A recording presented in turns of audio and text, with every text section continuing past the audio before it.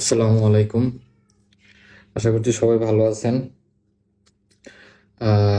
আসলে আমি একটা বিষয় নিয়ে কথা বলতে আসছি, সেটা হলো আমাদের কি ম্যাজিস্ট্রেট সারোয়ার আলম স্যারের কথা মনে আছে?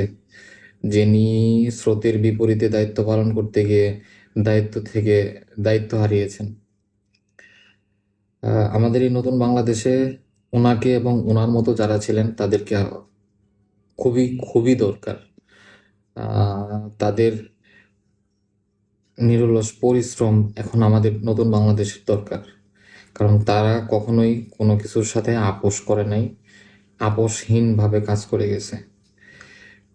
বর্তমান এই সময়ে তাদেরকে আমাদের নতুন বাংলাদেশের কাজ করার সুযোগ করে দেওয়া দরকার। তারা যদি এখন আমাদের নতুন বাংলাদেশে কাজ করে, আমাদের নতুন বাংলাদেশ আরও আরও অনেক দূর এগিয়ে যাবে। আশা করছি আমার এই ভিডিওটা সকলের, প্রশাসনের সকলের দৃষ্টিতে আসবে।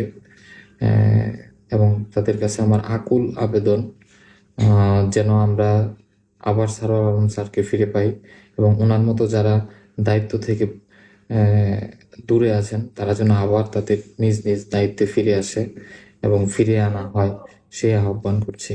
ধন্যবাদ সবাইকে।